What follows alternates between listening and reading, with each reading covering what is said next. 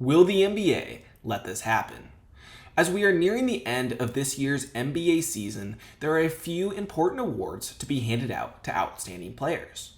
One of those coveted awards is the Defensive Player of the Year award. As the title implies, the award goes to the player who has had the best defensive season in the NBA this year.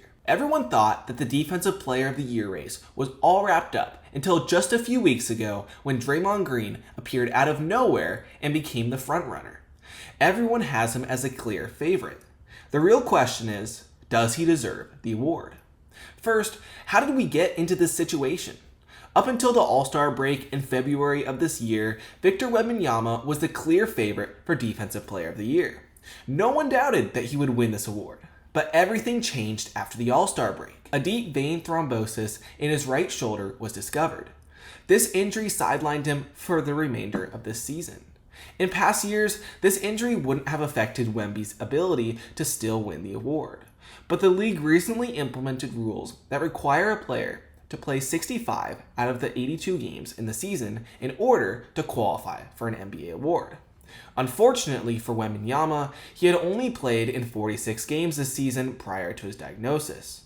Because of this, Wemby became ineligible for the award. This immediately opened up the door for some of the most outstanding defenders this year, such as Evan Mobley and Dyson Daniels. Mobley was a clear favorite until just recently.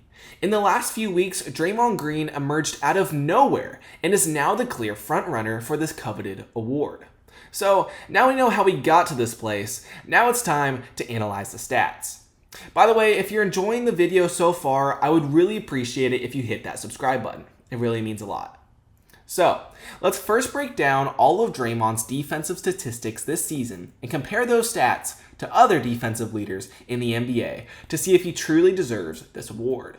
Seeing as this is a defensive award, we will analyze all the defensive stats that we possibly can. The statistics that I found for defensive box plus minus and defensive win shares were not clear in their rankings, so for this video we will not take a look at those. We will be taking a look at stats such as steals, blocks, defensive rebounds, and defensive rating of the team. So, Draymond ranks 19th in steals, 24th in blocks, and 41st in defensive rebounds. While this shows that Draymond is good all around defensively, he does not excel in any category. Whereas, defensive players such as Dyson Daniels leads the NBA in steals per game by a large margin, and Evan Mobley is ranked 5th in blocks and 14th in defensive rebounds. Draymond is not ranked top 15 in any of the three important stats that I just referenced. Now, what Draymond does have working in his favor is the defensive rating of his team.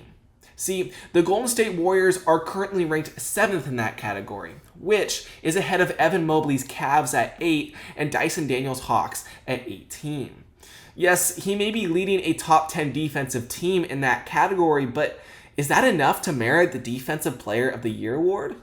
So, does Draymond Green deserve the award of Defensive Player of the Year? No, he doesn't.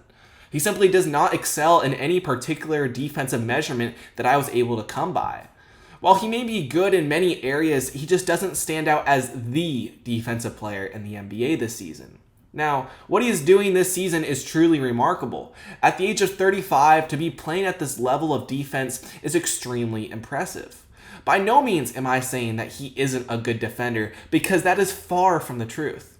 He just isn't putting up the numbers right now to get that award. It is really shocking how he is the favorite to win the award at this moment. Well, we'll find out soon if the voters believe that he deserves this award. I like to end this clutch combo with the Bible verse. Philippians 2:3-4. Do nothing out of selfish ambition or vain conceit. Rather, in humility, value others above yourselves, not looking to your own interests, but each of you to the interests of the others. I hope you have an amazing and blessed day today. The best is yet to come, and I'll see you on the next Clutch Combo with Caleb.